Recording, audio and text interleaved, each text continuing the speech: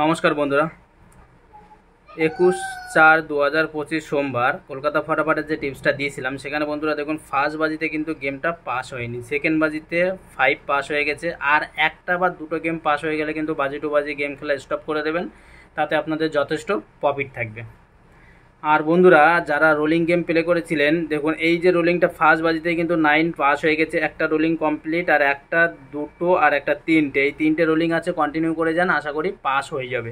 আর যারা 2 ডিজিট মানে দুটো সংখ্যা নিয়ে যারা রোলিং করতে চান তারা 3 নম্বর বাজি থেকে 8 নম্বর বাজি পর্যন্ত 9 আর 5 9 আর 5 এই দুটো সংখ্যা নিয়ে রোলিং করুন, 100% গেম পাস হয়ে যাবে।